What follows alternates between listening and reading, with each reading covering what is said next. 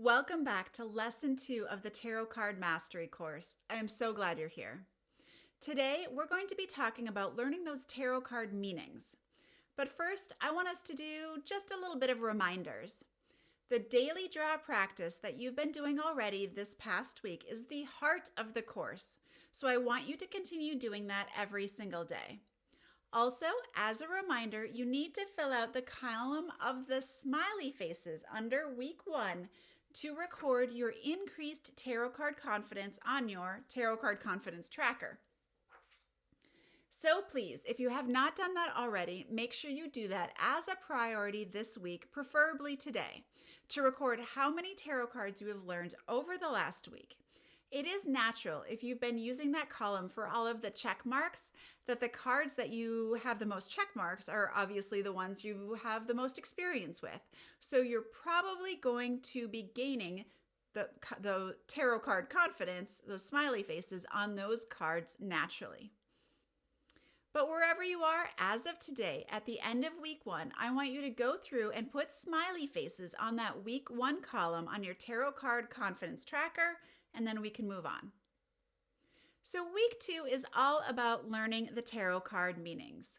Now, I promise you are not going to be able to learn all of the tarot card meanings this week. That's just not possible. There is a huge difference between long-term memory and short-term memory. We do not care anything about short-term memory, at least when it comes to tarot. That's for when you want to cram for an exam or something and try to just memorize stuff. The information will stay in your head for a few days at most, and then it just immediately falls out and disappears. And we don't want that. What we want to do is put the tarot card meanings and all of our tarot information into long-term memory. And the way you do that is through repeated exposure slowly over time. Just slowly, carefully learning the tarot card meanings day by day by day, just like you happen to be doing on your daily draw. It's like someone designed it that way. Believe me, you'll get there. You won't get there by the end of the week, but you will get all of the tarot card meanings, I promise. But first, do you actually need to learn the tarot card meanings? Technically, you don't.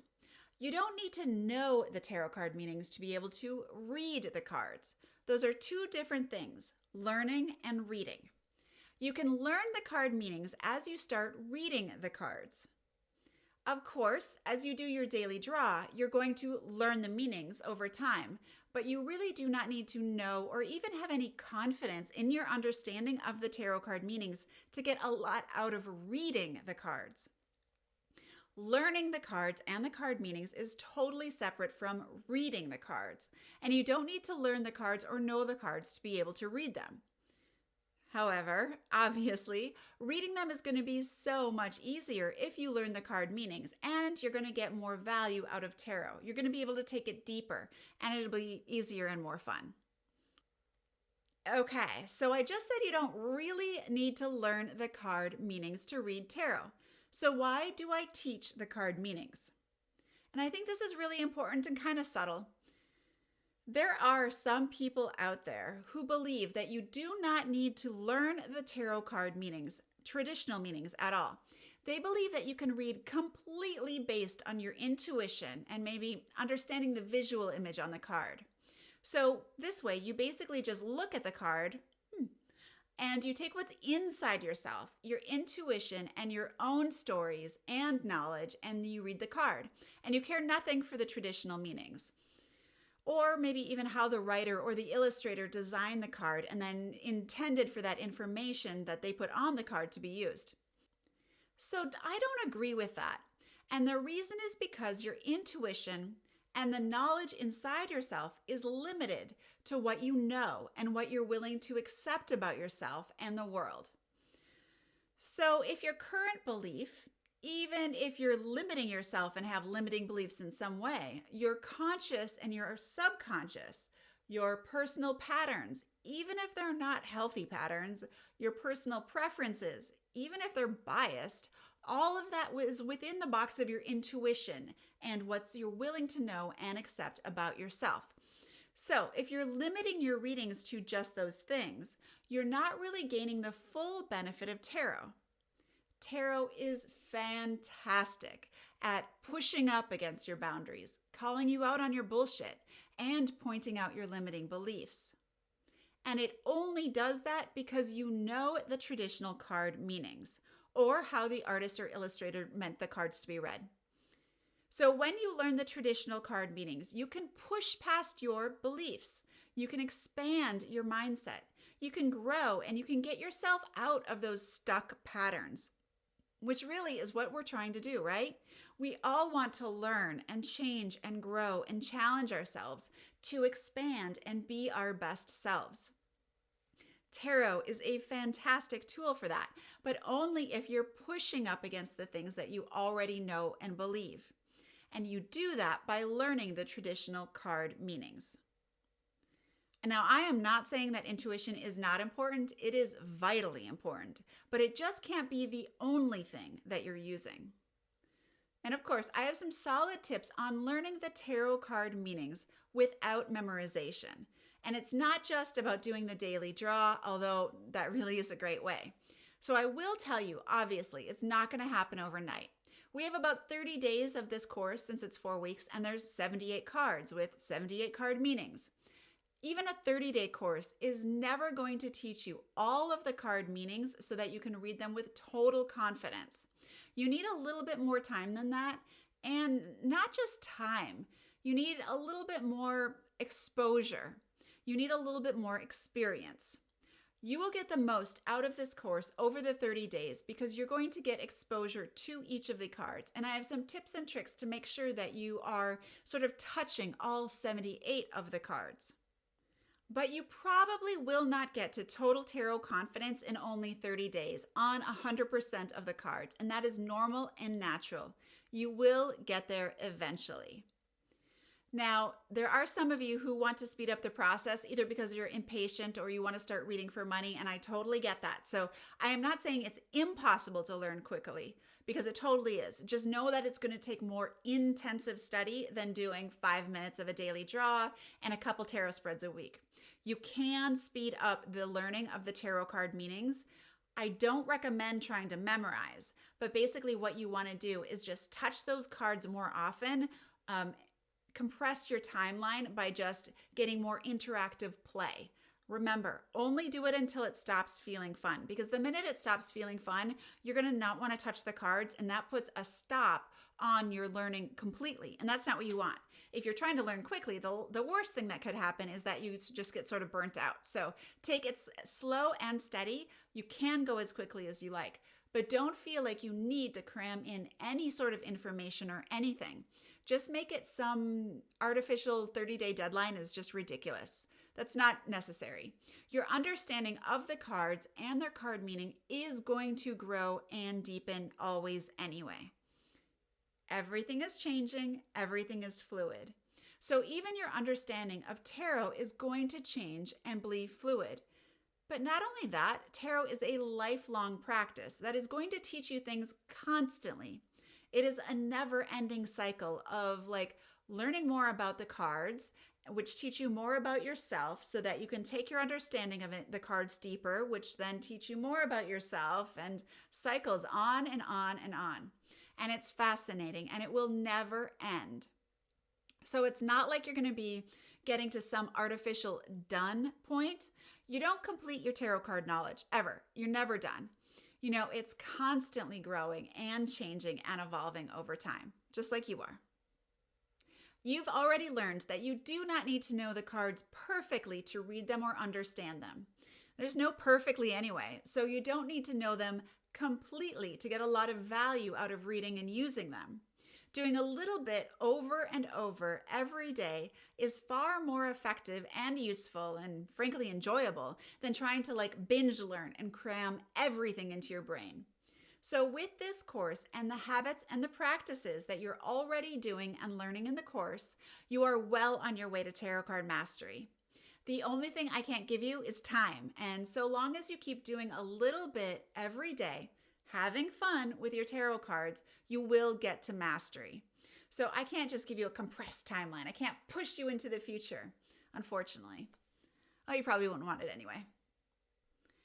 Now, so what are my actual tips on learning those tarot card meanings? And perhaps making learning them as easy as possible? You want them? Well, frankly, you're already doing it. Do a little bit every day with the daily draw, so keep that up. Use the tarot card confidence tracker. Those two things were designed to be the foundation of this course because they are literally the best way for you to get to tarot card mastery. I am not doing this because I like to give you homework. I'm doing this because I know this works. So keep doing your daily draw and keep using that tarot card confidence tracker. Those two are keys to increasing your tarot confidence and learning those tarot card meanings. Also, there are a lot of tools that you can use to cheat your way until you feel confident. So if a card shows up in a reading and you don't know the meaning and you don't feel confident, you can use tarot flashcards, just like the simple tarot deck with the keywords written right on the cards, or you can just make flashcards of your own with using a Sharpie and an old deck. You can use the tarot cheat sheet. You can use some tarot videos like from YouTube. You can use the book that came with your tarot deck. You can use an app. There are so many ways that you can find out the tarot card meanings, and you don't need to study them or memorize anything. Just understand enough to address the situation that you're reading, whether it's a daily draw or in a tarot spread.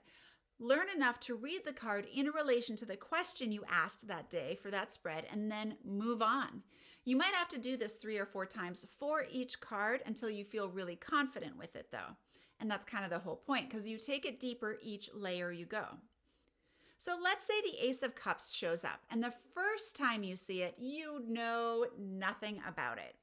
So you take a look in your tarot guidebook and you read the meaning for the Ace of Cups. You think how it relates to the spread you just asked, and you're like, oh, okay, I get it. Maybe write a little in your journal, and you move on. The next day or a few days later, the Ace of Cups shows up in your daily draw, and you're like, I just saw this one, but I don't remember what it means. So again, you use the cheat sheet or a video, or you look it up in the book. You read the meaning and you're like, oh yeah, I remember. Okay, this is how it relates to my daily draw today. Close the book, move on. Third time it shows up in a tarot spread again, and you're like, I know I've seen this one, and I know the meaning, I kind of think. So then you give it a go, and you're like not really sure, so you look it up again in the book. Like you're pretty maybe a little confident. You read it again, and you cement your learning a little bit more. Now, the fourth time the Ace of Cups shows up, you're like, I know this. I've seen this so many times. I know it means X, Y, and Z. I know, and then maybe or maybe not, you consult the cheat sheet or the book just to double check. But eventually, through exposure, you get pretty darn confident about each of those cards because they show up again and again. This is how the learning works. And it really does help when you keep a record of your tarot readings. So this is why I'm having you do journaling during your daily draw, whatever journaling looks like for you, and to actually use that tarot card confidence tracker. By keeping a record of what we're learning over time, you're able to see your progress from total tarot newbie to a little bit more confident to total tarot master. You'll get there. But over time, the act of writing it down or talking it out or recording it in some way helps cement that information in your brain just a little bit more than only thinking about it does. So by writing it down or talking it out, you're able to process that information in a new way, and your brain loves that. It especially loves that, trying to put information into long-term memory, which is where we want it to go. And my last tip is to throw everything at it. And I don't want to overwhelm you here, but I do want you to use your intuition and everything you know, everything you feel inside your body. I want you to use the symbols that are shown on the images of the cards. I want you to use the colors and the numbers.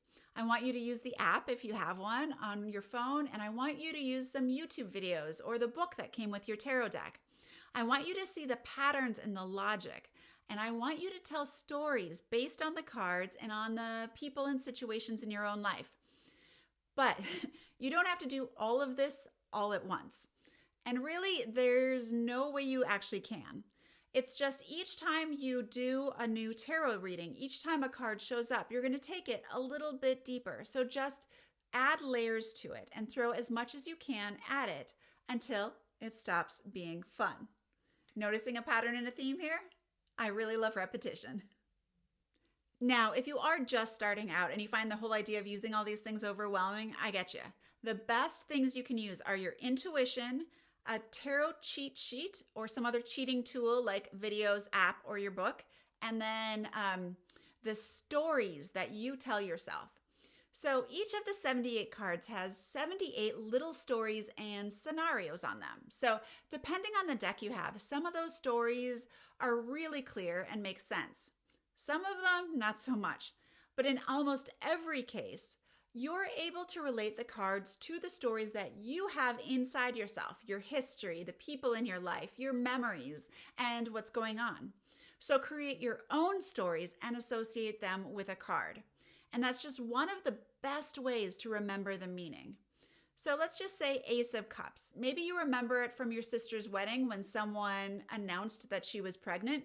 You're like, oh yeah, cups, Ace of Cups, wedding, pregnant. There we go. That just might be the way that you remember this and associate with a card.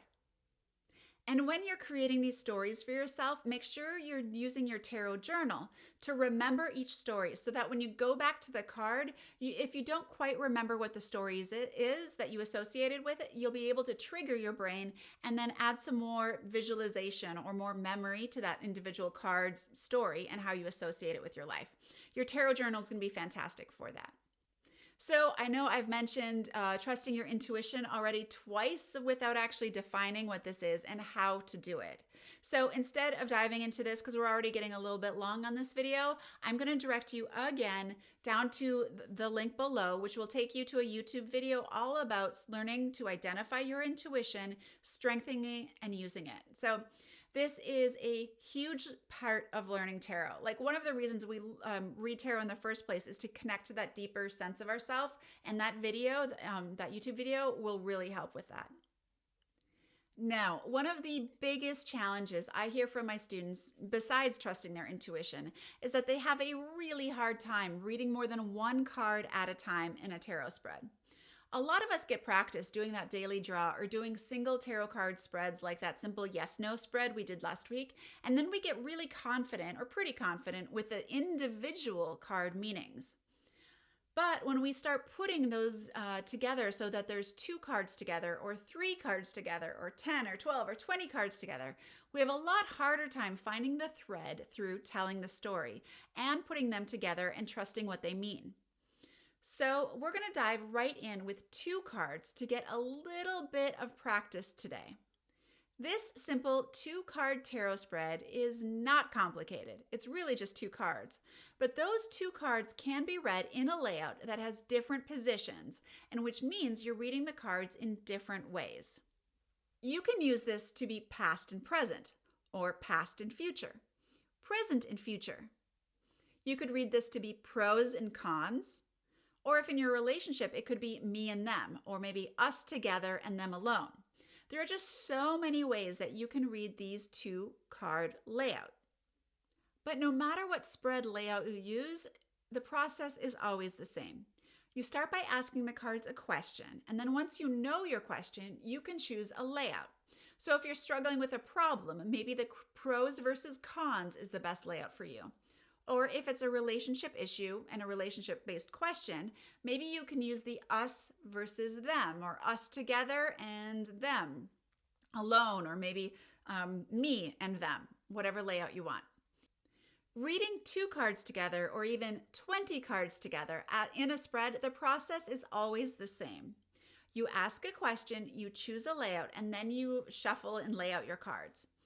Now, sometimes you can choose a layout before you ask your question, but I always find it helpful to let the question decide my layout for me. You do you. Either way, you're going to need to choose a question, choose a layout, and then shuffle your deck and lay out your cards. And now we get to actually reading them. This is where the real magic happens. Now, this process goes through 4 different stages, and the first stage is actually 3 steps. So, step 1. You want to take a look at what you see. What do you see here? Take a look at all of the cards and compare and contrast them. So you're really just taking in information about the images, the colors, the symbols, the details, body positions, facial expressions, the movement between the cards. What do you see? Use your tarot journal and record what you see when you look at these two cards. Then you look at what do you know? You want to take a look at the tarot card meanings. And this is where you're going to get out your book and you're going to read the card meanings so you understand the cards individually. All right, you can use an app, videos, website, the cheat sheet, whatever. But record the individual tarot card meanings again in your tarot journal. And then, what do you feel? You want to check in with your body and what your sense of intuition is telling you about these cards individually and all 2 or 3 or 12 or 20 cards when you look at them, reading them together. So again, what do you see? The visual information. What do you know about the card meaning information? And what do you feel is your physical response that your body is having from your intuition? Those are the 3 things you want to pay attention to, and you want to write all 3 of them down or record them in your tarot journal. And remember, you're doing this within the boundary box of the question and the layout that you're using. So if you did ask a question about your relationships and all of your cards are pentacles, which generally relate to money, then you want to stress that the financial issues that the cards are talking about in the relationship, or maybe physical issues or issues related to security and resources, pentacles issues as they relate to your relationship. All of those are happening within the boundary box of your relationship because that was the question that you asked. Now, phase 2. Using everything you've known and learned from that already, compare and contrasting them, the visual information, the tarot card meanings, and your intuition. You want to let the cards have a conversation. And you want to write this out or talk it out, think about it. What is the conversation's energy between these cards? And how do you feel about that conversation? So I actually like to think of this as if I'm personifying the 2 cards. They're actually really having a conversation. Because I'm a writer, I deal with characters and fictional people all the time, so that works for me. But it may not work for you. But think of it as a relationship or a conversation. No matter what's going on, there is a relationship between the cards. This relationship is called the thread. And I always like to find the thread that goes through these cards. So the thread starts at the question, continues through the layout, that's sort of the box you put the thread in. And then what is the story about? The commonalities between the cards in your spread. What is the story there? That's your thread. And this thread is definitely going to relate to the question you asked. You put that whole spread in this tarot reading within a box when you ask that question, and then you choose the layout. And then inside that box is where you're going to find that thread and that commonality between the cards when you're reading them. We're going to get to read them in a story. And I do have to say that you want to go deep on this. If your question was about a relationship and the thread you're looking at or looking for is about a specific person, the cards may not actually be talking about that specific person at all. The thread may be about relationships in general. So it may be about your past relationships, or the thread may be about how you feel about relationships in general or at this point in time. The boundary box was about relationships. It was not about and should not be about a specific person, okay? So just because you want it to be about a specific person, definitely look deeper when you're looking for that thread between the cards. Okay, so that's sort of the second phase, finding the thread. Now moving on, you want to think about if there was a story here, what would it be? And I usually like to frame my stories either as like a cause and effect thing, because there's 2 cards, especially on this spread, that's pretty easy. You can do this caused that, or that caused this, or you can start looking at it as a beginning, a middle, and an end. So past, present, and future. The past leads to the present, which either leads to a fated future or leads to a most likely future or a desired future, depending on how you read.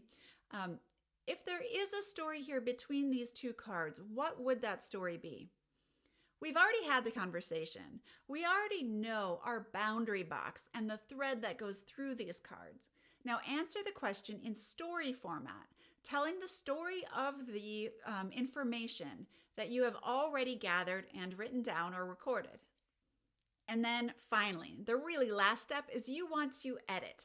Edit and clarify your information. This is sort of where it all comes together. This is where you're going to write down, including why you've chosen to read the cards in this way. So journal it, record it, whatever way you want. It doesn't have to be written, remember, but you really want to record why you are choosing to tell this story in this way for this spread and these cards. Because even though right now you think you're going to remember it, you're going to come back in 2 weeks or a month later or something when you really have plenty of hindsight and you've learned more about the cards. And hindsight is a great teacher. You're going to be able to see how you would read the cards differently with that hindsight and more experience, but you're also going to be able to see why you made those decisions because you wrote it down or recorded it.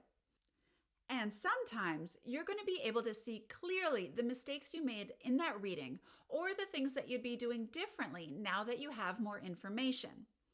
This is really important when you're doing your tarot readings. You're not just writing down or telling the story of the reading itself, but also why you chose to read it in that way. Now, I want you to give this a little bit of practice. So think of a question that you could ask 2 cards and choose one of these 2-card spread layouts. Then shuffle your cards and get to reading. And again, here are the 4 steps you're going to go through. You want to compare and contrast. Look at the visual information. You want to look up the tarot card meanings. What do you know?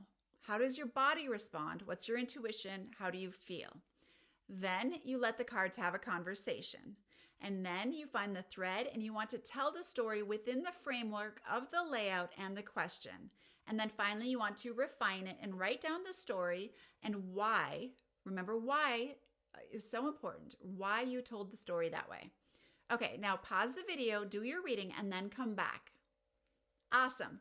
Again, you already did your homework, so aren't you great? Yeah, okay. So there is a little bit more homework for this week, of course. You are going to be doing your daily draw as always, and you're aiming for 5 days out of 7, which should make it roughly, I don't know, like a 10 days out of the last 14 or 15. That's pretty good enough. Aim for every day, but I know that's not realistic. So 5 out of 7 this week is your goal. Keep doing your daily draw and keep recording your daily draw in your Tarot Card Confidence Tracker in the Week 2 column with those little check marks every time you see a card. So I really hope that you are finding this daily draw practice just beneficial and enjoyable. But if not, let's make sure it becomes beneficial and enjoyable for you right now.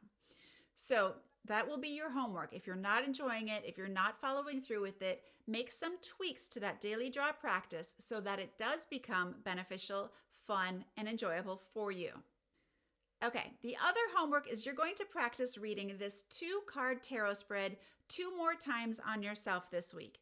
And the only rules are that it has to be a different question than you asked today in your homework, and it also has to be different questions from each other the 2 times you read it.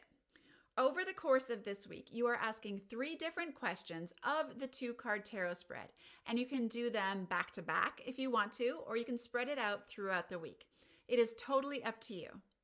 I wouldn't recommend doing more than maybe 3 or 4 readings of the 2-card tarot spread, just because it doesn't sound fun to me, but I guess if it does sound fun to you to keep at it, just know that you can keep at it until it doesn't sound fun anymore. But don't push yourself too hard. We still have some more time left in this course, and I don't want you to burn out this early. But as a bonus, if you are feeling brave and really want to try something new, I would love it if you would read the 2-card tarot spread for someone else. And to make this as easy as possible on you to read it for someone else, read it for someone who loves you and who you love.